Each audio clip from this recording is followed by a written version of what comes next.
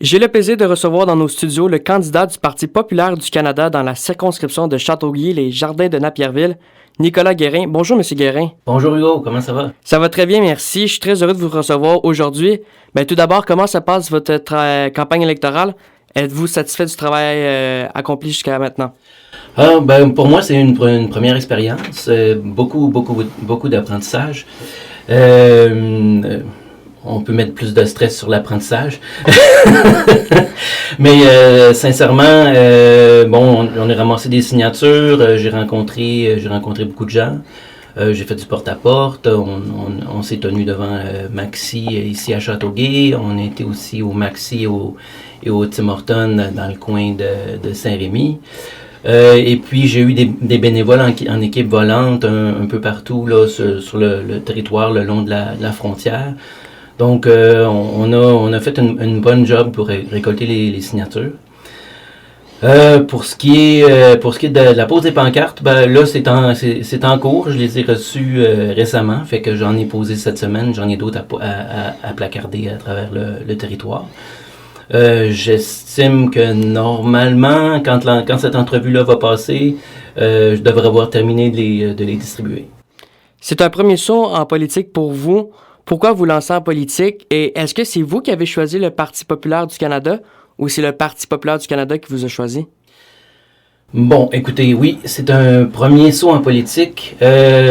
Par contre, moi, ça fait quand même longtemps là, que j'ai des émotions intérieures depuis l'âge de 8 ans, là, à tous les 3 à 5 ans, donc un peu avec le calendrier électoral, que j'avais des envies de me présenter en politique.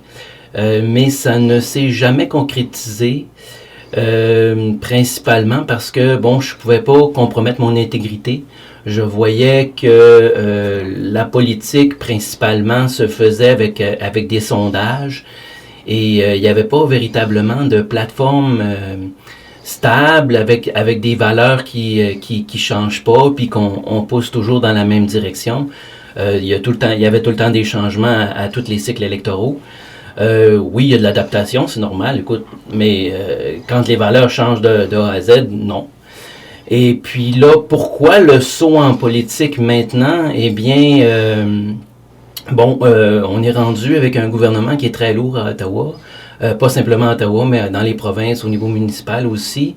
Dans l'ensemble des travailleurs, il y a à peu près 25% que c'est des travailleurs de l'État.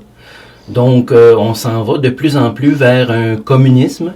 Et puis, on a vécu avec la COVID des soubresauts. Là, on voit qu'il est en train de vouloir s'installer avec l'autoritarisme et tout et tout. Moi, c'est dans les choses que je sens qu'on a besoin de combattre au Canada. Parce que c'est pas bon pour personne. Oui, on sait que ça va, surtout économiquement, avec Donald Trump présentement. Parlez-moi un peu de vos enjeux là, que vous voulez mener au terme de votre campagne électorale. Bon, écoutez, si vous voulez parler des tarifs, nous, c'est sûr qu'on veut pas embarquer dans ce jeu-là. Le dollar pour dollar, c'est pas le Parti populaire du Canada. Nous, on est plus pour la négociation et la diplomatie avec Donald Trump. Je crois qu'il y a un certain mouvement qui a fini par se faire au Canada, effectivement. C'est pas complet, il en reste beaucoup à faire. Là-dessus, pour ce qui est des tarifs, nous, on propose de tout mettre sur la table, incluant la gestion de l'offre. C'est pas quelque chose qui est tout à fait populaire présentement, mais on n'a pas vraiment le choix de le mettre sur la table parce que c'est ce que Donald Trump demande. Il est adamant là-dessus, beaucoup plus que la dernière fois. Quand on se rappelle à son dernier mandat, il avait aussi mis des tarifs, il avait fait la même chose. Il voulait renégocier l'ALENA, il a renégocié, il y a eu une entente, mais la gestion de l'offre n'avait pas été mise sur la table. Mais cette fois-ci, il a fait des promesses électorales aux États-Unis, surtout au Wisconsin, et il n'a plus le choix, il doit pousser.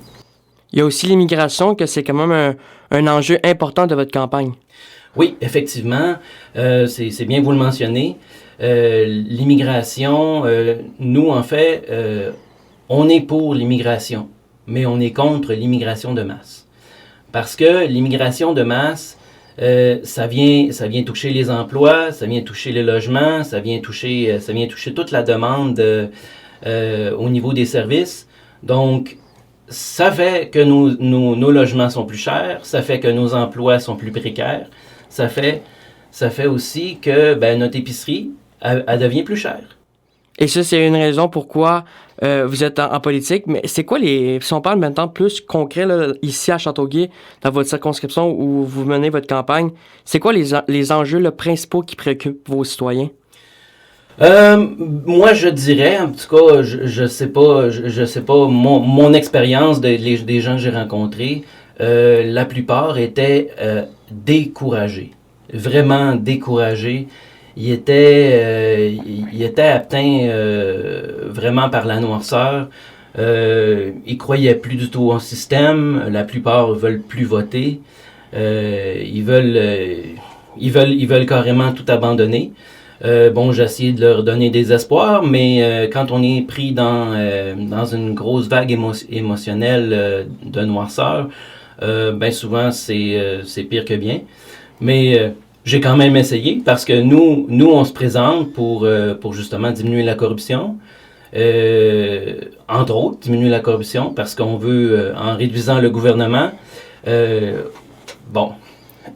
sincèrement, quand il y a un gros gouvernement, quand il y a un énorme gouvernement, il faut le rapetisser parce que plus il y en a, plus il y a de possibilités qu'il y ait de la corruption qui perdure dans tout le système. Donc, en diminuant le gouvernement, oui, on va sauver de l'argent, mais il faut couper intelligemment aussi parce qu'on s'entend. La continuité du système, c'est pas les membres du Parlement, c'est pas les sénateurs, c'est tous les exécutants qui sont derrière. Donc c'est tout le défi qu'on aura à relever si on a un gouvernement du Parti populaire. Nous à cette élection-ci, notre objectif c'est de doubler l'électorat qui va voter pour nous. On estime qu'en faisant cela, on devrait réussir à élire des candidats à la Chambre des communes. Et on va pouvoir faire valoir notre voix, notre voix, puis les gens vont comprendre encore plus que c'est important parce que présentement, comme on discutait un peu avant l'entrevue, il y a un devoir démocratique qui est oublié par les médias. Vous avez un parcours quand même très diversifié, de livreur de journaux dans votre jeunesse à ingénieur et même fermier. J'aimerais plus qu'on parle cette partie-là de votre rôle de fermier, d'agriculteur. Vous avez mentionné là, défendre l'éco-agriculture. Exact, oui, c'est vrai. Écoutez, l'éco-agriculture, moi je suis plus personnellement dans la permaculture, dans mon approche personnelle parce que moi je fais de l'œuf de pâturage, ok, donc puis je nourris mes poules avec du bio, mais c'est pas simplement ça, tu sais, faut que l'animal il ait son bien-être, il faut qu'il soit bien nourri, et puis une poule, ça mange pas que du grain. Ça mange des insectes, ça mange aussi des végétaux, c'est omnivore, ça mange aussi de la viande. Fait que on essaie de leur amener tout ça dans leur diète. Bon, pour ce qui est de la viande, on s'entend, il y a tout le temps des souris, fait qu'aussitôt qu'il y en a une qui est morte puis qui est encore relativement fraîche, on va la nourrir à nos poules. Et puis c'est vraiment très intéressant, on les voit, c'est comme une joute de football, on les voit, ils se courent une après l'autre et puis ils se l'arrachent puis ils se nourrissent avec. C'est vraiment un amusement en même temps de les voir faire ça, mais aussi on voit à quel point ils deviennent excités, comment ils sont contents d'avoir trouvé de la viande. Si vous êtes élu, on s'entend que votre rôle en tant que fermier, vous auriez moins de temps. Comment vous allez peut-être mélanger vos deux travails ensemble? Ben, écoutez, déjà, je partage. Moi, je fais de la gestion de chantier de construction, ok. Donc, je suis ingénieur, oui, mais je suis ingénieur sur les chantiers de construction. Donc, c'est toujours appliquer la même chose, même en agriculture. C'est observer, analyser, agir. Et puis, depuis le début de ma campagne, c'est pas mal tout ce que j'applique pour bien apprendre. Et donc, pour les... écoute, présentement, je passe 40 heures dans de la gestion de chantier. Fait que ça va être occupé entièrement par de la politique si je suis élu. On s'entend. Et puis, bon, c'est pas seulement moi la ferme, c'est mon épouse, c'est mes filles. Bon, mes filles sont encore tout jeunes, mais déjà, il y en a une qui s'intéresse très, très ardemment aux tomates et aux concombres. Il y en a une qui s'intéresse beaucoup aux poules. Elle aime bien ça, aller les nourrir. Écoute, ça va grandir dans leur cœur, et puis ça serait libre à elles de faire qu'est-ce qu'elles veulent. Je sais que, bon, excusez, j'ai accroché le micro. Je sais que mon épouse, elle va en prendre un petit peu. Puis après ça, ben on verra, on va s'adapter. Je veux qu'on revienne aux personnes qui vous ont dit qu'ils n'ont pas voté, parce que ça, c'est un enjeu qui est important, notamment chez les jeunes. J'en fais partie. Moi, je suis quand même intéressé par la politique, mais ça m'a pris un certain temps quand même avant de m'intéresser à tout ça, l'économie, la santé, l'éducation et tout. Juste savoir, c'est quel message vous voulez envoyer aux jeunes aujourd'hui qui sont pas sûrs d'aller voter, ils se disent « Ah, mon vote sert à rien ». Le vote qui sert à rien, ça serait surprenant. Moi, j'ai toujours voté aussitôt que j'ai eu l'occasion. Bon, dans les débuts, j'étais un peu anti-système, fait que je votais pour le Bloc québécois. Mais bon, depuis que Blanchette est là, c'est plus vraiment anti-establishment. Puis comme on a vu, il a appuyé Trudeau vraiment fort ces dernières années. Fait que bon, il a essayé, c'est vrai, faut quand même lui donner raison. Il a quand même essayé sur la fin de se dissocier un peu, mais quand même le parcours est là. Et puis après, là, quand j'ai vu que ça allait tout mal et puis que les libéraux étaient vraiment en place, ben il fallait les déloger. Puis là, ben dans mon comté, ça a été le vote par voyons, excusez. Anticipation? Non. Ça a été le vote stratégique. OK? Donc, dans mon comté, j'étais là, on avait un libéral, et puis là, ben, écoute, qu'est-ce qu'on fait quand on veut voter stratégique puis intelligemment? Ben, on s'installe. Dans les 3 derniers jours, le dernier sondage qui est permis, on le regarde, on voit dans notre comté, OK, là, c'est les libéraux qui sont en avance, mais l'autre qui est juste après, c'est le conservateur. Ben, je vais voter pour les conservateurs cette fois-ci parce que je veux essayer de me débarrasser des libéraux. Mais bon, écoutez, ça n'a pas marché, c'est pas grave. Et puis là, ben, bien sûr, maintenant, je me suis engagé avec le Parti populaire parce que j'ai maintenant des convictions. J'ai vraiment découvert un parti où est-ce que je pouvais conserver mon identité, mon intégrité et pousser des idées. C'est peut-être un aparté, mais nous, on pousse des idées un peu comme le Parti vert faisait dans ses débuts. Eux, ça leur a pris 26 ans avant de faire élire un candidat. Nous, je pense qu'on est en bonne position pour cette élection-ci. Et si on revient au vote, pourquoi ne pas voter? Ben, écoutez, quand on est vraiment trop découragé, moi, ce que je conseille, si vous aimez aucun des partis, ben, c'est d'aller se présenter à l'urne et d'aller annuler son vote. Parce que ça va clairement dire au parti qui va gagner que vous n'êtes pas d'accord avec eux. Oui, donc c'est le message que vous envoyez. Je termine avec 2 questions. C'est quoi vous dites aux électeurs de Châteauguay, les Jardins de Napierville, qui hésitent à soutenir votre candidature parce qu'ils se disent « Ah, je le connais pas beaucoup, c'est un premier soin politique, est-ce que je peux lui faire confiance? » Quel message vous voulez envoyer à ces gens-là? Oui, c'est vrai, la confiance, ça se gagne. Ce que j'aurais à dire, ben écoutez, moi, ça a toujours été mon intégrité. Donc, c'est sûr que là, il y a personne qui peut la voir parce que c'est pas écrit, dans mon visage, c'est pas écrit dans le visage des autres candidats non plus. C'est tout à fait normal, on est des êtres humains. Bon, écoutez, les autres partis, ils font de la politique de sondage, ok, donc ils vont avec l'opinion publique. Puis l'opinion publique, elle est influencée, voire parfois manipulée par les médias de gauche. Et puis au Canada, on n'a pas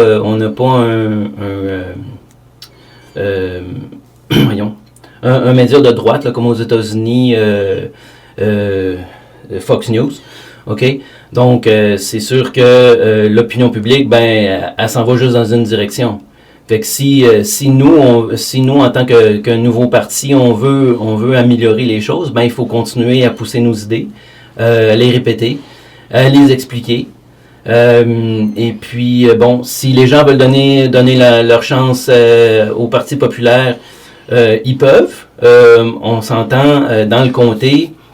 En tout cas, au dernier sondage que j'ai consulté là, le 6 avril, c'était véritablement un comté libéral.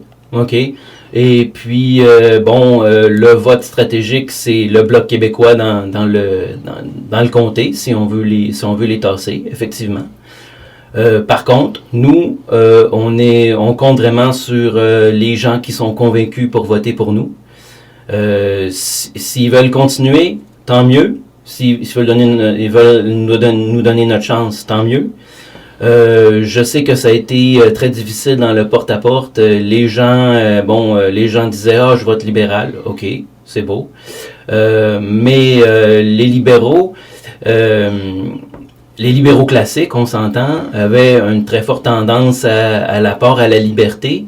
Et là, présentement, cet apport à la liberté-là, il n'est pas du tout reconnu. Ce qu'on voit avec l'affaire Ouidala, qui a été disqualifiée, mais qui a été tassée, mais elle faisait de l'ombre à Marc Carney. Et ses idées, c'était de ramener le Parti libéral au centre-gauche, là où est-ce qu'il était avant, et de parler de liberté et de parler de durcissement et de pas simplement aller tout le temps vers la gauche. Elle voulait véritablement ramener le parti au centre droit.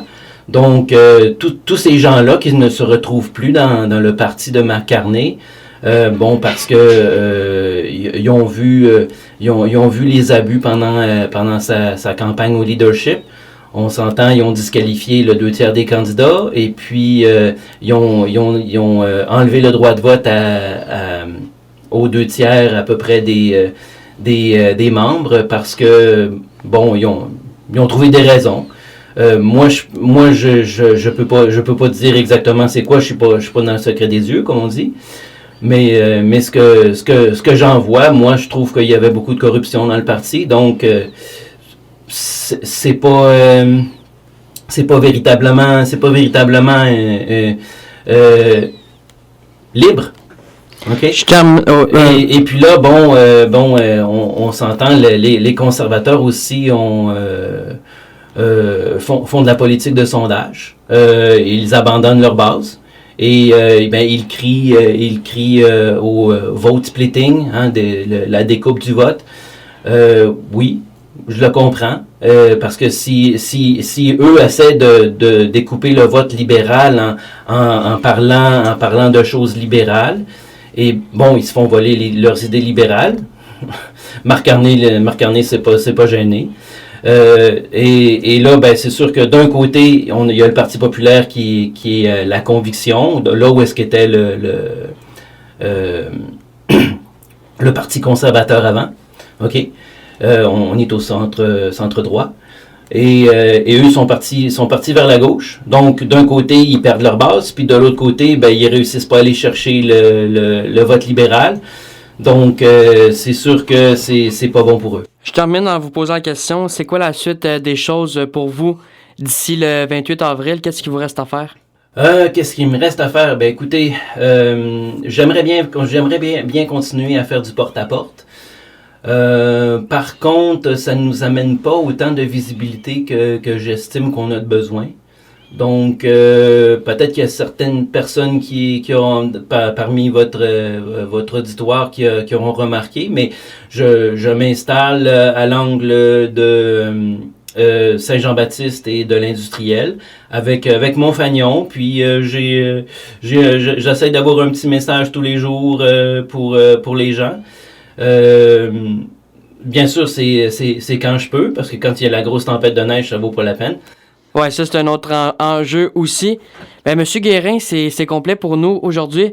Je vous remercie d'être passé nous voir en studio aujourd'hui. Je vous souhaite la meilleure des chances le 28 avril prochain. Je vous rappelle, vous êtes candidat pour le Parti populaire du Canada dans la circonscription de Châteauguay-les-Jardins de Napierville. Monsieur Guérin, ça a été un plaisir. Pareillement, merci beaucoup pour l'opportunité d'avoir pu parler avec votre auditoire. Ça fait plaisir. Merci beaucoup.